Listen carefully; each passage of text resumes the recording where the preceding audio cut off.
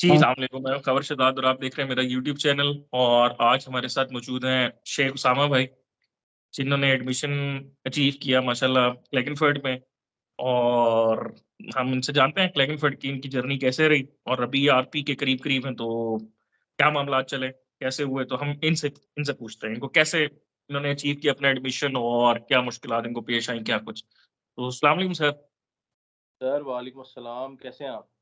Sir, मैं ठीक-ठाक अल्हम्दुलिल्लाह। तो सर, बच्चों को थोड़ा-सा क्लैगनफर्ड के बारे में बता दें कि कैसी आपकी ओवरऑल जर्नी कैसी रही? आपने एडमिशन सबसे पहले कैसे अचीव किया? क्या मामलात थे? आपका कोर्स क्या है एंड ऑल सब कुछ? अच्छा सर, सबसे पहले तो मैंने जब ऑस्ट्रिया को देखना शुरू किया ऑब्वियसली ये एक बड़ी जो एक शुरू में एयर निकलती है जब आप गूगल पे जाते हैं, आप सर्च करते हैं, आपको पता चलता है कि फाइनेंशियली कहाँ पे मामला जो है वो थोड़े-से ऐसे हैं कि कोई भी मिडल क्लास या लोअर मिडल क्लास फैमिली से भी जो बिलॉन्ग करता है, वो किस तरह से जो है वो किसी भी यूरोपियन कंट्री में जा सकता है। तो मेरी भी यही जो थी वो अप्रोच थी, मैंने ऑस्ट्रिया को देखा, इटली को देखा। उसके बाद जब मैंने ऑस्ट्रिया को शॉर्टलिस्ट किया, उसके अंदर मैंने कुछ यूनिवर्सिटीज़ देखी, जिस तरह जेकेयू लेंस थी, यूनिवर्सिटी ऑफ वियना थी और यूनिवर्सिटी ऑफ क्लैगनफर्ट थी। अब यूनिवर्सिटी ऑफ वियना में भी मेरा कोर्स था और क्लैगनफर्ट में भी मेरा कोर्स था। अनफॉर्चुनेटली लेंस में मेरा कोर्स नहीं था, लेकिन वो यूनिवर्सिटी के बारे में मैंने बहुत अच्छे रिव्यूज़ जो थे मेरे ऑब्वियसली बड़ी टॉप रेटेड यूनिवर्सिटीज़ हैं सारी ऑस्ट्रिया के अंदर, लेकिन हुँ, उसके अंदर थोड़ा-सा मेरे कोर्सेज़ 2 यूनिवर्सिटीज़ में मौजूद थे।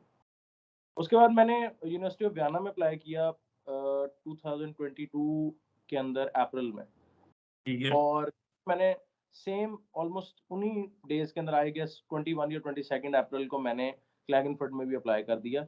मेरा कोर्स जिसमें मैंने अप्लाई किया था वीन में वो था कम्युनिकेशन साइंस हुँ, और जिसमें अप्लाई किया था क्लैगनफर्ट में उसका नाम था मीडिया कन्वर्जेंस एंड मैनेजमेंट। अच्छा, ठीक है। उन दोनों में मैंने अप्लाई कर दिया रिस्पॉन्स दोनों जगह से ही अल्हम्दुलिल्लाह पॉज़िटिव ही आया था लेकिन वियना का ये प्रॉब्लम होता है कि वो आपकी एप्लीकेशन प्रोसेस करने के लिए जो है वो लीगलाइज़्ड डॉक्यूमेंट्स माँगते हैं।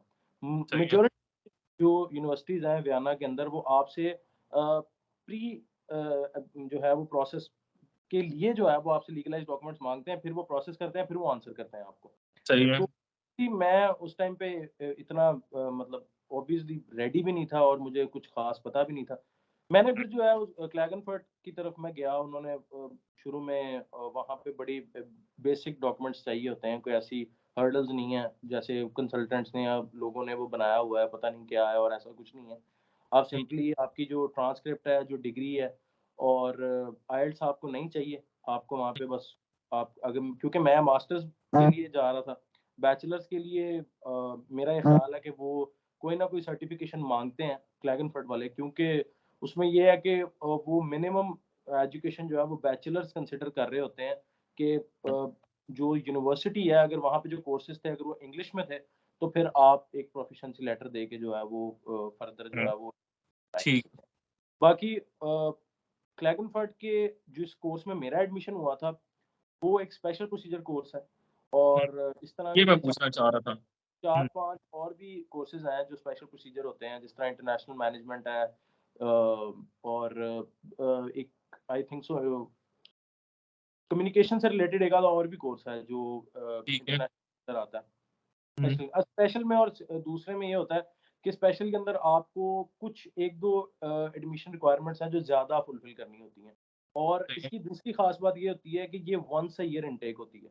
इसमें आप ये नहीं कर सकते कि आप समर में अप्लाई करेंगे, आप अप्लाई एक ही टाइम पे करेंगे, लेकिन इनटेक्स उसकी 2 ही होंगी। लेकिन आप अप्लाई बिल्कुल, वन टाइम ही करेंगे। मतलब ठीक है। लास्ट लास्ट टाइम तक जो है ऑब्वियसली उसके बारे में हम आगे बात फिर करेंगे। लेकिन अभी मैं मतलब जो लास्ट ईयर से इस ईयर की इनटेक्स में फ़र्क आया या जिस तरह से उन्होंने एडमिशन को मूव किया, लास्ट ईयर जो एडमिशन का टाइम था वो जनवरी से लेके और जून तक था। अब हुँ, उन्होंने इसको थोड़ा-सा कम करके और थर्ड वर्ल्ड कंट्रीज़ के लिए और भी कम करके इसको 15 मार्च से 15 जुलाई तक कर दिया, जिसके अंदर थर्ड वर्ल्ड कंट्रीज़ के जो बच्चे हैं वो मार्च से लेके सिर्फ़ जो है वो अप्रैल के एंड तक अप्लाई कर सकते हैं। उसके बाद जो है वो अगर एडमिशन नहीं होता तो उनको वो मूव करते चलेंगे। ख़ैर मैं वापस अपनी उसकी तरफ आता हूँ। तो हुँ, इस तरह था कि उसके बाद मेल्स पे जिस तरह राब्ता रहता है, उन्होंने मुझसे फ़र्स्ट ऑफ ऑल पहले मुझसे पूछा कि आपके पास जो इंग्लिश प्रोफिशिएंसी लेटर है आपका, क्या ये आप हमें फिज़िकली प्रोवाइड कर सकेंगे? क्या ये सर्टिफ़ाइड है? मैंने उनको बताया कि बिल्कुल मैं इसको फिज़िकली साथ ला सकता हूँ और यूनिवर्सिटी हुँ, मुझे ये देती है। और एक एलिजिबिलिटी लेटर होता है, वो बहुत सारे बच्चों को नहीं पता होता वो क्या चीज़ है, और जब उसका हुँ, टाइम आता है, वो बड़े परेशान हो जाते हैं कि पता नहीं क्या चीज़ है। अब हुँ, जैसे कि पाकिस्तान का सिस्टम है, एजुकेशन सिस्टम कोई इतना ज़्यादा इफ़ेक्टिव नहीं है, तो आप जब जाएँगे बनवाने के लिए, तो मुझे ऐसा लगता है कि जो भी पाकिस्तानी बच्चे ये वीडियो देख रहे होंगे, उनको भी यही फेस करना पड़ेगा कि जब वो जाएँगे तो किसी को पता नहीं होगा एलिजिबिलिटी लेटर क्या होता है।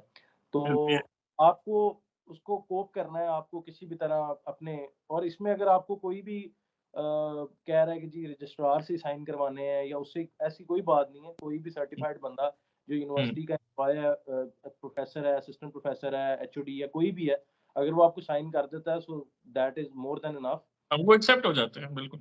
हुँ, ऑब्वियसली वो, अगर वो कभी भी उसको कंफर्म करना चाहते हैं, आप नीचे एक छोटा-सा ईमेल दे दें उसका।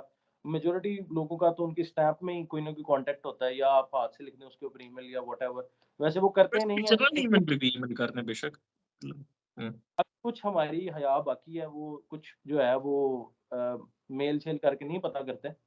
हुँ, और उसके बाद उन्होंने मुझे स्टडी प्लेस ऑफ़र की तकरीबन 2 माह के बाद।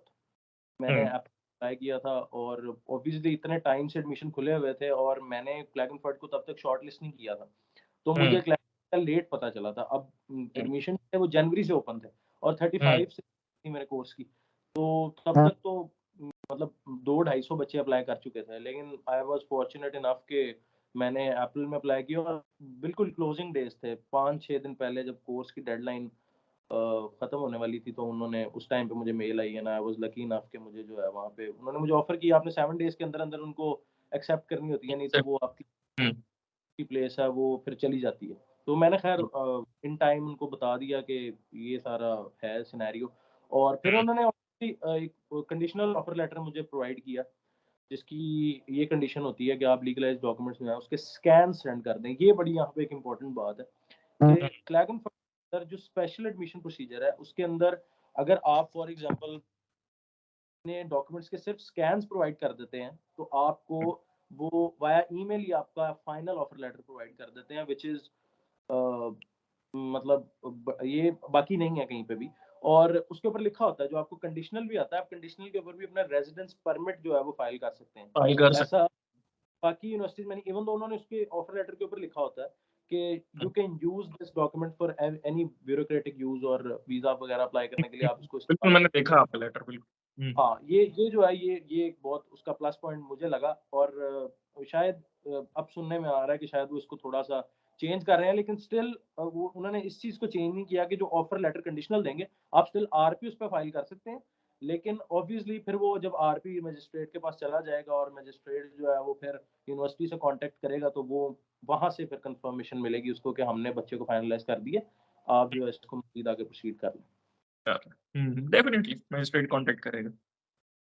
हुँ, तो ये आपका सारा सीन था। अच्छा, तो उसके बाद आपको ऑफ़र लेटर आ गया लेकिन मेरी इन्फॉर्मेशन के मुताबिक आपने अपना कोर्स डेफ़र किया है कुछ पर्सनल रीज़न्स की वजह से, आप गए ही नहीं अभी, आपने आरपी फाइल नहीं किया, है ना? कि वो मैंने ऑब्वियसली थोड़ा-सा, आपको पता है ये बड़ा लेंथी प्रोसेस होता है, और हुँ, इसके अंदर मैंने ऑलमोस्ट, अगर मैं अपनी वेरिफिकेशन और लीगलाइज़ेशन की जर्नी जो बड़ी एक टाइम टेकिंग होती है, उसके अंदर मैंने तकरीबन अप्रैल के पास, तब ऑनलाइन सिस्टम नहीं था, तो मैंने उनको मेल की थी, और मुझे कोई 1 डेढ़ माह के बाद जुलाई आई गेस जुलाई 20 की ईद के बाद की जो है मुझे वो अपॉइंटमेंट मिली थी वेरिफिकेशन की। मैंने हुँ, उसको सबमिट कर दिया, और अराउंड 3 मंथ्स एंड 10 डेज़ के बाद 27 या 26 या 27 अक्टूबर को I was in contact with you, जब मैंने आपको बताया कि मेरा जो है वो आ गया आंसर। और उसके बाद मैंने 8 नवंबर को मुझे जो है नेक्स्ट अपॉइंटमेंट मिली लीगलाइज़ेशन की। और वो कभी-कभी बच्चों को ये भी एक सवाल होता है, कभी-कभी वो साथ में ही दे देते हैं। अब तो ख़ैर उन्होंने थोड़ा वो प्रोसीजर ही चेंज कर दिया है। जब आपके डॉक्यूमेंट वेरीफ़ाई होंगे, तो वो ऑब्वियसली आपको जो है वो लीगलाइज़ेशन की हुँ, अपॉइंटमेंट खुद से देंगे। लेकिन ऑनलाइन अपॉइंटमेंट सिस्टम से पहले ये था कि कभी वो मेल में कह देते थे कि आप इस दिन पे आ जाएँ, और कभी-कभी आपको दोबारा मेल करके लेनी होती थी मेल वो करके अपॉइंटमेंट। लीगलाइज़ेशन की अपॉइंटमेंट लेनी होती थी। हुँ, हाँ, तो उन्होंने मुझे अराउंड 2 वीक्स के अंदर-अंदर उन्होंने मुझे बुला लिया था, और 8 नवंबर को मैंने जो है अपने डॉक्यूमेंट्स लीगलाइज़ करा के अपनी यूनिवर्सिटी को जो है वो सेंड कर दिए थे।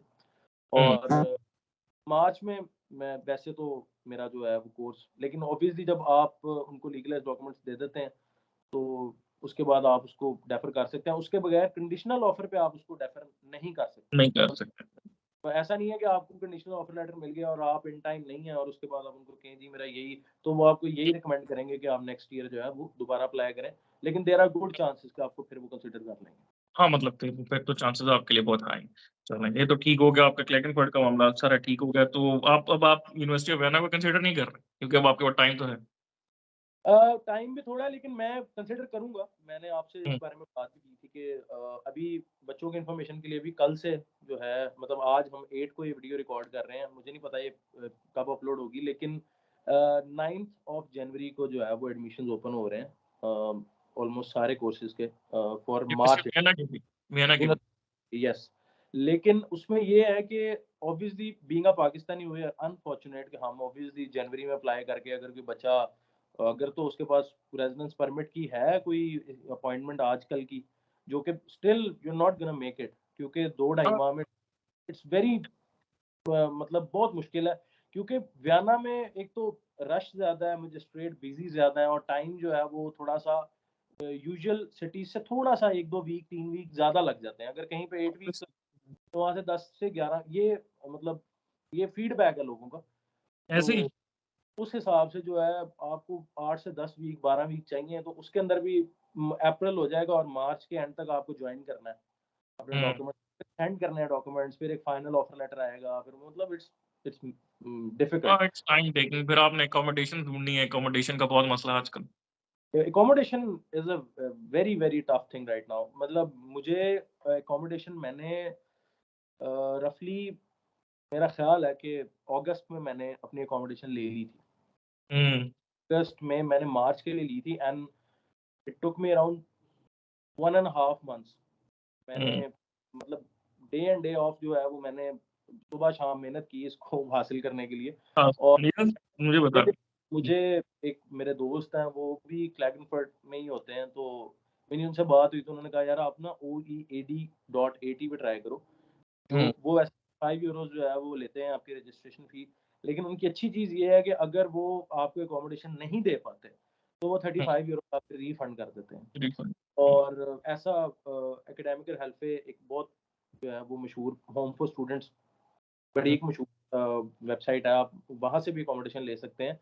लेकिन वो ये है कि वो थोड़ी-सी ना सब्सिडाइज़, उनके थोड़े से रेट कम है, लेकिन वहाँ पे हुँ, इतना ज़्यादा जो है वो ऑलरेडी इतनी ज़्यादा एप्लीकेशंस होती हैं कि मैंने अगस्त में अप्लाई किया और मुझे परसों की मेल आई कि वी आर सॉरी, आप हुँ, क्यू में भी नहीं आ सके क्योंकि हमारे पास रश बहुत है। ब्रश ठीक, बहुत है। ये उन्होंने मेल की मुझे। तो हुँ, लेकिन मैंने जब उनको मेल की, जब मैंने 35 यूरोज़ ओईएडी पे पे किए थे, तो मुझे अराउंड 5 टू 6 डेज़ में जो है वो उनकी ऑफ़र आ गई थी। उसमें ये है कि आपको हर मंथ 20 यूरोज़ ज़्यादा देने होते हैं, अगर आप ओईएडी से लेते हैं अकोमोडेशन। और हुँ, ओईएडी से क्यों मिल जाती है अकोमोडेशन जल्दी? हालाँकि होम फॉर स्टूडेंट्स पे भी वही रूम्स होते हैं, जो आपको हुँ, ओईएडी दे रहा होता है।